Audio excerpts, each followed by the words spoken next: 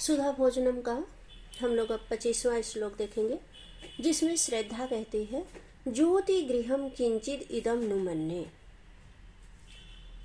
फिर आशा सत्यम तथा ज्योतिर्धूमकम तत् श्री ज्योतिर्मयी मूर्तिर अथवा किम मंदम नशंति स्वपदम छितौ सा।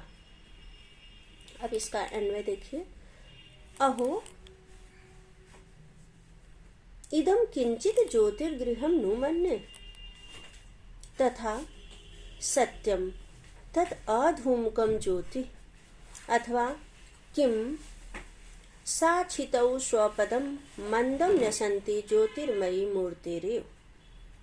इदम यह किंचित कोई ज्योतिर्गृहम प्रकाश का गृह है, प्रकाश का घर है, नु निश्चित रूपेण मन्ने मानती हूँ, तथा सत्यम ऐसा ही सत्य है, तत् वह अधूमकम अधूमकम न धूमकम इति अधूमकम धुएं से रहित ज्योति प्रकाश पुंज है, अथवा किम अथवा क्या स वह छितौ पृथ्वी पर स्वपदम अपने पैरों को मंदम धीरे से नसंती रखती हुई ज्योतिर्मयी प्रकाश युक्ति मूर्तिरिव मूर्ति के समान है।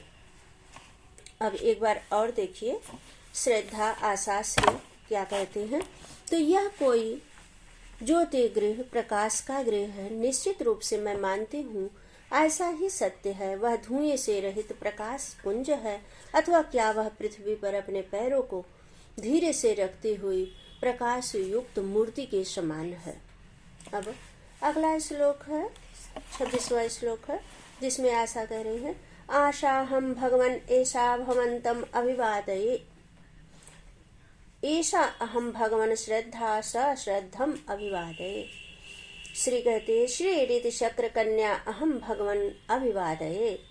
री कहती है अभिवादयते काचिद ह्री यम भगवन नता। अब 27 श्लोक जो है इसमें कहते हैं कि आशा अहम भगवन ऐसा भगवंतम अभिवादये, कि मैं इंद्र की कन्या श्री हूँ। 26 श्लोक है हे भगवान मैं आशा हूँ, आशा अहम मैं आशा हूँ, भवंतम अभिवादये आपको अभिवादन कर रही हूँ।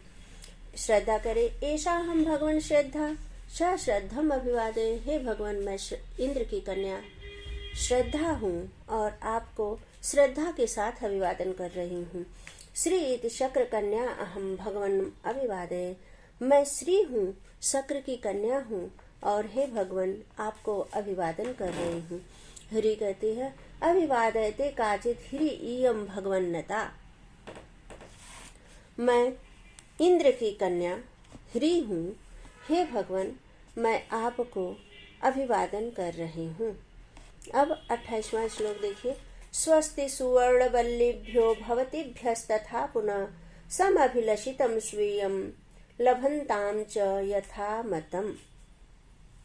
अब नारद जी कहते हैं कि स्वस्ति सुवर्ण वल्लीभ्यो भवतीभ्यस्तथा पुनः। सुवर्ण वल्लीभ्यो स्वर्ण लतिका के समान शरीर वाली, स्वस्ति कल्याण हो, तथा पुनः पुनः उसी प्रकार स्वीयम अपने यथामतम इच्छानुरूप सम अभिलषितम इष्ट को लभंतम आप प्राप्त करें। कह रहे हैं कि नारद जी कि स्वर्ण लतिका के समान शरीर वाले आप लोगों के लिए कल्याणकारी हो। स्वस्ति सुवर्ण बल्लिभ्यो भवतीभ्यस्तथा पुनः। स्वर्ण लतिका के समान शरीर वाले आप लोगों के लिए कल्याणकारी हो। सम अभिलषितम स्वीयम लभंताम च यथामतम। पुनः उसी प्रकार आप अपनी इच्छा अनुसार जो आपका इष्ट हो उसको प्राप्त करें। अब आगे का श्लोक है 29वां श्लोक है। श्री कहती है कुतूहलेन पृच्छामः पाणौ किमिति धार्यते अस्माभिः तु स्पृहा यस्य कथंचित अपसार्यते। श्री कहते हैं कि कुतूहलेन पृच्छामः, हे भगवान मैं कौतुक से पूछ रही हूँ, पाणौ किमिति धार्यते, आपने हाथ में क्या धारण किया है।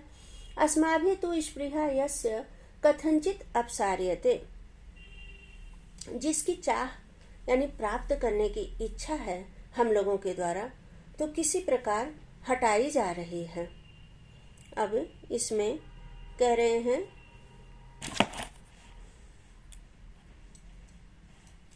श्री कहते हैं कि कौतुक से हे भगवान मैं पूछ रही हूँ कि आपने हाथ में क्या धारण किया है, जिसकी चाह अर्थात प्राप्त करने की इच्छा हम लोगों के द्वारा भी हो रही है तो उसे किस प्रकार हटाई जाए। तो फिर नारद जी कहते हैं 30वें श्लोक में, सौंदर्यम सन्नतांगीनाम सौंदर्या अतिशया अन्वितम पारिजातम इदम पुष्पम लोके ख्यातम सुदुर्लभम। अब नारद जी कहते हैं कि यह सन्न का अर्थ सन्नतांगी नाम मतलब नम्र अंगों वाली रमणियों, सौंदर्या अतिशय अन्विताम सौंदर्य भूत अतिशय सौंदर्य से युक्त अत्यंत सुदुर्लभम अत्यंत सुदुर्लभ मंदार पारिजातम इदम पुष्पम, मंदार पारिजात नामक यह पुष्प जो है वह लोके ख्यातम संसार में प्रसिद्ध है। अर्थात अनुवाद एक बार फिर से देखिए कि यह नम्र अंगों वाले रमणियों का सौंदर्य भूत अतिशय सौंदर्य से युक्त अत्यंत दुर्लभ मंदार पारिजात नामक पुष्प संसार में प्रसिद्ध है। आगे है श्रद्धा कहती, कदा अपि कस्मै चिदिदं भवद्भिः प्रकल्पितं चेन्न हृदि प्रसूनं अनुगृह आश्लिष्ट हृदातनानः प्रदातुम अर्हन्ति मुने भवन्तः। श्रद्धा कहती हैं कि कभी आपने किसी के लिए इस पुष्प को प्रकल्पितम चेन्न हृदय प्रसूनम कस्मै चित इदम भवद्भिः, कि आपने किसी के लिए इस पुष्प की यदि हृदय में कल्पना नहीं की है तब हे मुनि कृपा करके आलिंगित हृदय वाले आप हम लोगों को प्रदान करने के लिए योग्य हैं। प्रदातुम अर्हन्ति मुने भवन्तः, हे मुनि आप हम लोगों को प्रदान करने के लिए योग्य हैं, अर्थात यह पुष्प हम लोगों को प्रदान करें। इति शुभम।